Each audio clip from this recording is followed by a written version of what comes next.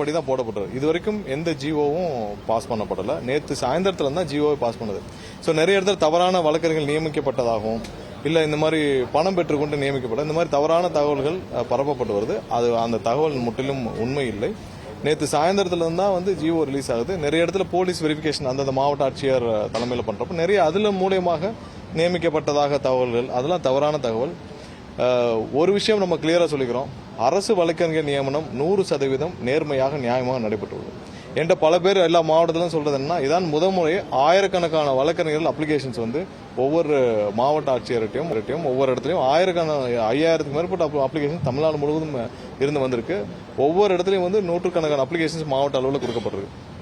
So அனைத்தையும் validate பண்ணி யார் யாரெல்லாம் தகுதி வாய்ந்தவர்களோ அவர் மாவட்ட ஆட்சியர் அவருக்கு உட்பட்ட அனைத்து ப்ராசஸையும் ஃபாலோ பண்ணி தான் இங்கே வந்துட்டு இருக்கு.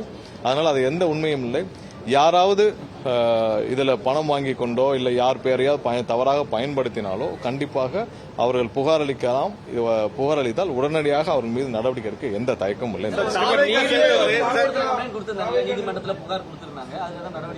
இல்ல யாராவது பணம் அவங்க பணம் பெற்றார்கள் இல்ல யார் பேரையாவது பயன்படுத்தினார்கள். 2 நாளுக்கு முன்னாடி கூட என்னுடைய பேரை பயன்படுத்தி சோலார்ல யாரோ ஒரு நபர் இது தவறா பயன்படுத்தி வசூலில் ஈடுபடான்னு வந்துச்சு. உடனடியாக நாங்களே கம்ப்ளைண்ட் கொடுத்து 2 நாட்களுக்கு முன்னால் அவர் கைது செய்யப்பட்டார். ஒரு நபர் வந்து கைது செய்யப்பட்டு அவர் ஆல்ரெடி கஸ்டடியில் இருக்கிறார்.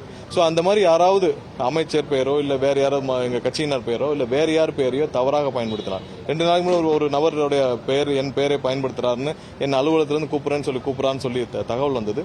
உடனடியாக நானே கம்ப்ளைண்ட் கொடுத்து அந்த நபர் கைது செய்யப்பட்டு விட்டார். 2 நாள். அது மாதிரி யார் யாரெல்லாம் வந்து இதுல தவறா நடந்துக்கிறாங்களோ இல்ல யார் யார் பேரை தவறாக பயன்படுத்துறாங்களோ உடனடியாக புகார் அளித்தால் 100% வெளிப்படைப்பா தான் எல்லா பிரஸ் அதுக்காக அந்த பிரஸ் மீட் கண்டிப்பாக அவர் மீது நடவடிக்கை. இல்ல அந்த மாதிரி யாரும் இல்ல யாரையும் இது வரைக்கும் நியமனம் செய்யப்படவில்லை.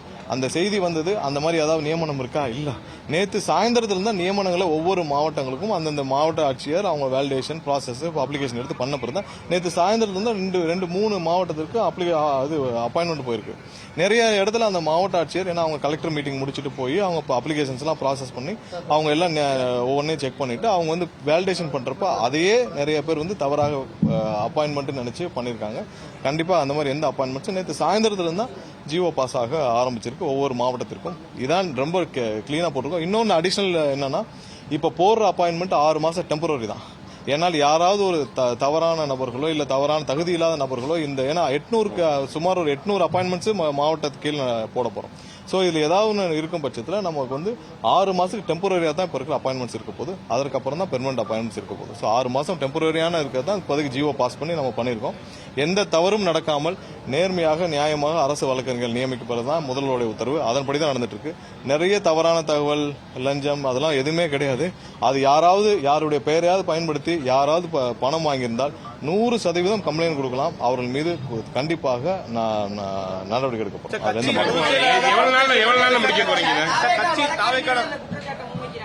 இல்ல உள்ள வந்து ஒரு சில பேர் அவங்களுடைய போட்டியின் காரணமாக புகார் அளிக்க சொல்லுங்க. யாராவது இந்த மாதிரி இவர் பேரை சொன்னாங்க இவங்ககிட்ட பணம் கொடுத்தேன்னு சொன்னாங்கன்னா 100% நடவடிக்கை எடுக்கும்.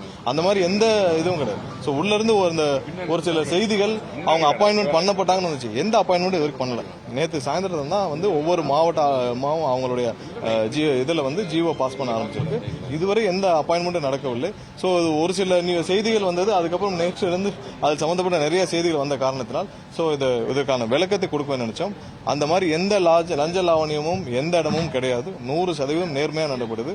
45 வருஷத்துக்கு அப்புறம் இப்பதான் நடைபெறுது அரசு வழக்கறிஞர் நியமனம்.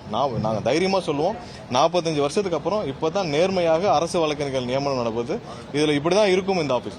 அரசு வழக்கறிஞர்களோட செயல்பாடும் இப்படிதான் இருக்கும். அதோட நம்மளோட எண்ணமே வந்து அரசு வழக்கறிஞர்கள் அரசு சார்பாக நேர்மையாக நியாயமாக ஏழை எளிய மக்களுக்கு அங்க இருக்கிற நியாயத்தை பெற்றுத்தரணும். எந்த இடத்திலும் அதில் தவறும் பட்சத்தில் உடனடியாக அவர்கள் அந்தந்த மாவட்ட ஆட்சியர் கவனத்திற்கு கொண்டு போனால் உடனடியாக மாற்றவும் ஏற்பாடு செய்யறது தான் இப்ப டெம்பரரி நியமனங்கள் இருக்கு.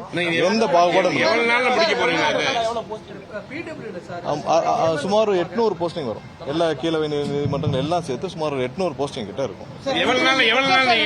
இன்னும் அதிகபட்சம் இன்னைக்கு இருந்து தள்ளி இன்னைக்கு இருந்து ஜியோ ரிலீஸ் ஆக ஆரம்பிச்சிச்சு. ஏன்னா ஒவ்வொரு மாவட்ட ஆட்சியரும் அவங்களுடைய ப்ராசஸ் எல்லாம் முடிச்சு பேக்ரவுண்ட் செக் முடிச்சு மாவட்டம் ரீதியாக ஜியோ ரிலீஸ் ஆகும். அதிகபட்சம் இன்றைக்கு இல்ல நாளைக்கு சாயந்தரத்துக்குள்ள அனைத்து அப்பாயின்மெண்ட்டும் முடிச்சிடும்.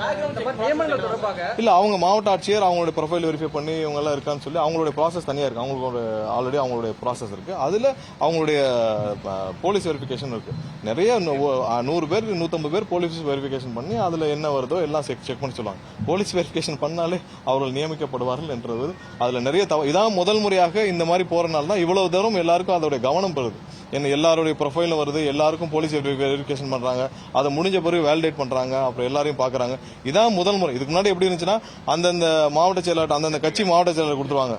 திமுக மாவட்ட செயலர் கொடுத்துருவாங்க. அவங்களே ஒரு லிஸ்ட்டை போட்டு எல்லாரையும் ஃபில் பண்ணி அவங்களே எவ்வளவு வாங்கணுமோ வாங்கி முடிச்சிருவாங்க. அப்படித்தான் இதுவரைக்கும் நடந்துட்டு வந்தது. அடிச்சு சொல்லுவோம், இதுவரைக்கும் அப்படிதான் இருந்துச்சு. யாருக்கோ அப்பாயின்மெண்ட் ஆச்சுன்னா தெரியுமா, அடுத்த நாளே எவ்வளவு வாங்கணுமோ வாங்கிட்டு சத்தம் இல்லாம நியமிச்சிருவாங்க. இப்ப கிளியரா ப்ராசஸ் போறனால இவ்வளவு ப்ரொஃபைல்ஸ் வந்திருக்குன்னு சொல்றோம்.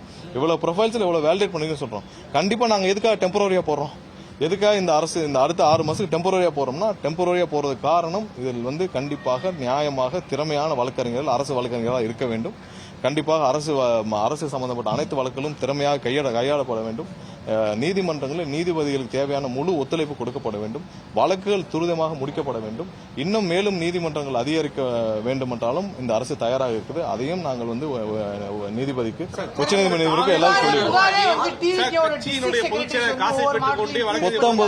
19 செய்திகள் நீங்க சொன்னீங்க நியமனம் ஆச்சுன்னு, அது மாதிரி 19 செய்திகள் ஸ்பெசிபிக்கா கம்ப்ளைண்ட் இருக்கு. என் சம்பந்தப்பட்ட என் அலுவலகத்திலிருந்து பேசுறேன், ஒரு நபர் பேசினார். அந்த போன் நம்பரை கொடுத்த உடனே அந்த நபருடைய டீடைல்ஸ் கொடுத்து இவர் மேலே புகார் அளிக்க எங்கள் அலுவலகத்திலிருந்து புகார் அளிக்கப்பட்டு உடனடியாக அவர் உண்மை அந்த நபர் அப்படி பண்ணனால உடனடியாக கைது செய்யப்பட்டார். அந்த மாதிரி ஏதாவது இருந்தா சொல்லுங்க. ஸ்பெசிபிக்கா 19 மாவட்டம் ஏதாவது ஒரு பொதுவாக சொல்றது அன்னைக்கு இந்த நியமிக்கப்பட்டார் அப்படின்னு ஒரு சில செய்திகள் வந்துச்சு. நியமனங்களே பண்ணலையே, அவர் எப்படி நியமிக்கப்பட்டார்? சோ தெளிவாக இப்படிதான் இருக்கும். மேலும் இப்ப டெம்பரரி போட்ட பிறகும் திறமையாக செயல்படவில்லை என்றால் கண்டிப்பாக அரசு வழக்கறிஞர்கள் யாரா இருந்தாலும் அது கண்டினியூ பண்ண முடியும். சோ இந்த செய்தியும் நாங்கள் தெளிவா சொல்கிறோம்.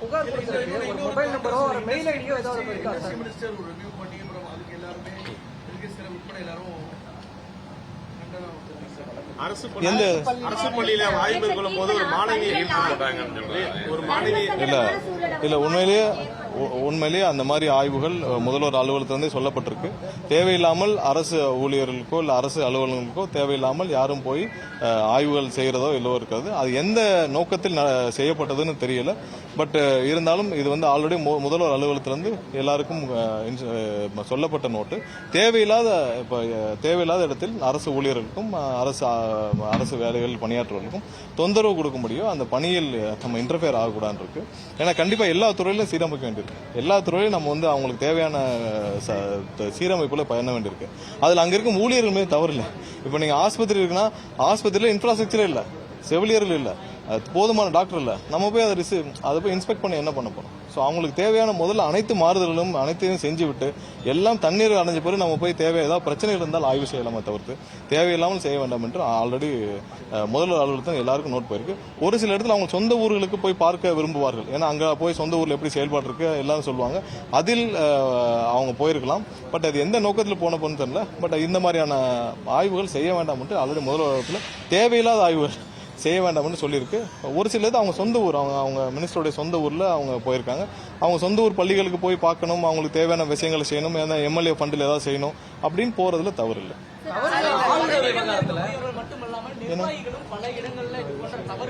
இல்ல அதெல்லாம் இங்க பாருங்க, ஒரு சில இடத்துல நிர்வாகிகள் போனது அவங்க கட்சியில இருந்து நீக்கப்பட்டிருக்காங்க. ஏதாவது கட்சியில் இது மாதிரி நீக்கப்பட்டிருக்காங்களா? இதுக்கு முன்னாடி பாத்தீங்கன்னா திமுகவுடைய ஏதாவது ஃபங்க்ஷனை இங்க இருக்க டேபிள் சேர் தூக்கி போய் தான் நடத்துவாங்க. கவர்மெண்ட் ஸ்கூல் இருக்க டேபிள் சேர் எல்லாம் தூக்கிட்டு போய் தான் திமுக ஃபங்க்ஷனே நடக்கும். அப்படிலாம் இங்க கிடையாது. யாராவது தவறு செஞ்சதில் உடனடியாக அவர் மீது நடவடிக்கை எடுக்கப்பட்டு வருது. போன வாரம் யாரோ ஒரு நபர் அந்த மாதிரி கட்சி நிர்வாகி போயிருந்தாங்க, அவங்களே கட்சியிலிருந்து நீக்கப்பட்டிருக்கு.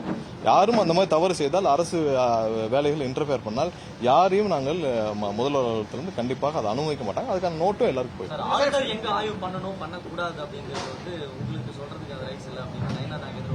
இல்ல நம்ம இதை பத்தி நிறைய பேசிட்டோம். நம்ம இது தெளிவா சொல்லிட்டோம். அரசோட நிலைப்பாடு என்னன்னு தெளிவா சொல்லிட்டோம். ஆளுநர் விவகாரத்துல அரசுடைய நிலைப்பாடு சொல்லிட்டோம். ஏன்னா ஆளுநருக்குன்னு ஒரு சில அவங்களுக்குன்னு ஒரு சில கட்டுப்பாடு இருக்கு. அவர்கள் போய் ஆய்வு செய்வதனால் என்ன பிரயோஜனம்? ஒண்ணும் கிடையாது. அதாவது இவங்க கவர்னர் போய் உத்தரவுகள் பிறப்பிக்க முடியுமா? முடியாது. இப்போ நீங்க ஒரு சொல்றீங்க, இப்போ அன்னைக்கு அந்த பிரச்சனை எதனால வந்தது? நாங்க போய் வைகை அணையை தூர்வாரோம். ஆளுநர் எப்படி தூர்வார முடியும்? ஆளுநர் போய் நீங்க பிடபிள்யூ போய் இல்ல WRD போய் நீங்க தூர்வாருங்கன்னு உத்தரவு போட முடியுமா? இல்ல ஒரு கான்ட்ராக்டருக்கு போய் நீங்க தூர்வாரி அள்ளி போடுங்கன்னு சொல்ல முடியுமா? இல்ல ஒரு ஃபண்டை ஒதுக்க முடியுமா? எதுவுமே பண்ண முடியாது. சரி, அப்ப நீங்க இந்த வார்த்தை எதனால் வருகிறது? ஸோ அது தேவையில்லாத விஷயம். அரசுக்கு என்ன செய்யணும்னு தெரியும். அவர்களுக்குன்னு ஒரு ஆளுநருக்குன்னு ஒரு கட்டுப்பாடு இருக்கு. அவர்கள் என்ன செய்யணும் அதுக்குள்ள இருந்தால் நல்லது. அமைச்சர் இந்த மாதிரி கடந்த ஆண்டுல லஞ்சம் வாங்கியிருந்தா புகார் தெரிவிக்க மின்னஞ்சல் கொடுத்திருக்காரு. நம்மளும் புகார் தெரிவிக்க மின்னஞ்சல் நேரடியா இல்ல, மின்னஞ்சலை விட நான் நேரடியாக எல்லா புகார்களையும் வாங்கிட்டு இருக்கோம். அந்த மாதிரி டிபார்ட்மெண்ட்ல தான் லோ லெவல் கான்ட்ராக்ட்ஸ் நிறைய இருக்கும். ஸோ அதுல அவர்கள் மின்னஞ்சல் கொடுத்துருக்காங்க. நாங்கள் இங்க ஒவ்வொரு இடத்துலயும் நாங்க டெண்டர் எல்லாத்தையும் மிகவும் கட்டுப்பாடோட வச்சிருக்கோம். ஒவ்வொரு டெண்டரையும் நம்ம ஸ்க்ரூட்டனைஸ் பண்ணி எஸ்டிமேஷன்லாம் போட்டுட்டு இருக்கோம். தவறு நடக்கும் அனைத்து இடங்களையும் நம்ம ஆல்ரெடி சீல் பண்ண ஆரம்பிச்சிட்டோம். ஏன்னா எங்கெங்கெல்லாம் லீக்கேஜஸ் இருக்கோ அதான் டைப் பண்ண ஆரம்பிச்சிட்டோம். புகார்கள் நேரடியாக இப்போ என்னிடமே தினமும் நூற்றுக்கணக்கான புகார்கள் வருது. ஸோ அதில் எதெல்லாம் வேலிட் இருக்கோ அதன் மீது உடனடியாக நடவடிக்கை எடுக்கப்பட்டிருக்கு. அதெல்லாம் நிறைய டெண்டர்கள்ல முறைகேடுகள்லாம் உடனடி அங்க அலுவலகத்திலிருந்து TNEB புகார் தரப்பட்டு வழக்குகளும் பதிவு செய்யப்பட்டு வந்துட்டு இருக்கு. ஸோ அதெல்லாம் ஸ்ட்ரீம்லைன் பண்ற வேலை எல்லா துறையிலும் எந்தெந்த துறைகள்ல கீழ் லெவல்ல நிறைய மைக்ரோ டெண்டர்ஸ் இருக்கோ அவங்கெல்லாம் மின்னஞ்சல் கொடுத்துருக்காங்க. மற்ற இடத்துல நேரடியாக கொடுக்கலாம். அவதூறு வழக்குகள் பதிவு இல்ல திமுக அதாவது முதல்வர் ஒவ்வொரு இடத்துலயும் இன்னமும் அவரை கரூருக்குள் செல்ல விடாமல் என்ன செய்யணுமோ திமுக அதை செஞ்சிட்டு இருக்கு. ஒரு முதல்வர் கரூருக்கு இப்ப உங்களுக்கு புரியுதுல, இன்னைக்கு முதல்வராக இருக்கும் பொழுதே அவரை கரூருக்கு செல்ல விடாமல் என்ன செய்யணுமோ அதை அவங்க உடனே செய்யறாங்க. நாங்கள் அப்போ முதல்வராக இல்லாத பொழுது போன வருஷம் எப்படி இருந்துக்கும் நீங்க யோசிச்சு பாருங்க. நாங்கள் ஒரு இடத்துல கரூருக்கு அந்த ஒரு மாசமும் நான் திரும்ப அதை ஏன் ஐடேட் பண்றேன்னா, அந்த ஒரு மாசத்துல பல முயற்சிகள் செஞ்சோம். சரி இன்னைக்கு போலாம்னு சொன்னால் நாங்கள் ஒரு இடத்தை தேர்வு செய்து சொல்லுவோம். அவங்க இந்த இடத்தை தரமாட்டோம்னு அந்த ஓனரை மிரட்டி இந்த இடம் கூடாது நாங்க சொல்ற இடத்துல பண்ணோம். அவங்க சொல்ற இடத்துல 100% பாதுகாப்பு, ஒரே நேரத்தில் 1 லட்சம் பேர் கூடக்கூடிய இடம், 100% பாதுகாப்பு இல்லாத ஏன் அந்த இடத்த ரெஃபர் பண்றீங்கன்னு கேட்டா பதில் இருக்காது.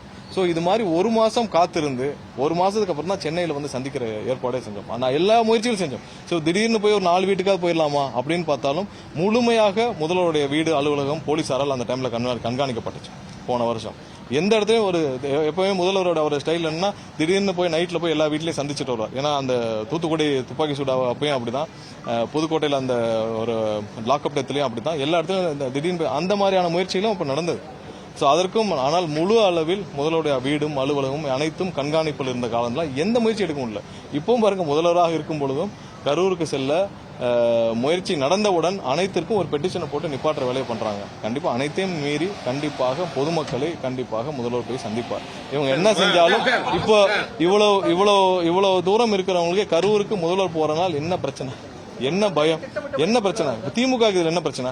நீங்க அரசாக இருந்தீங்க விட்டுருங்க, இப்ப திமுக கட்சியா உங்களுக்கு என்ன பிரச்சனை? முதல்வர் கரூருக்கு போவதனால் திமுகவிற்கும் கட்சியினருக்கு என்ன பிரச்சனை? உடனடியா பெட்டிஷன் ஃபைல் பண்ற அளவுக்கு என்ன பிரச்சனை? இது மாதிரி ஊழல் வழக்குல போய் முன்ன இருந்த எல்லா ஊழல் வழக்குலையும் ஃபைல் பண்ணீங்களா?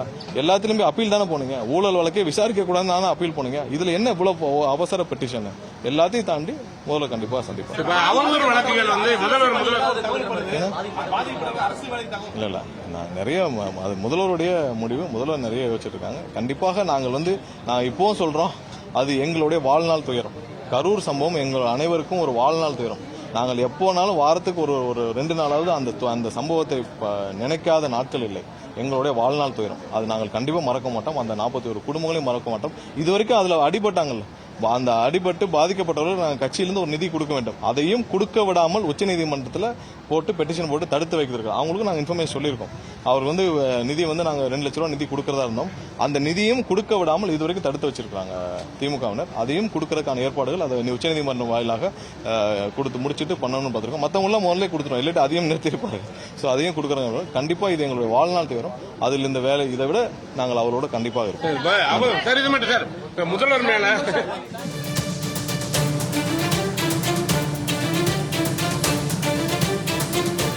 சென்னை தலைமைச் செயலகத்தில் அமைச்சர் நிர்மல்குமார் செய்தியாளர்களை சந்தித்தார்.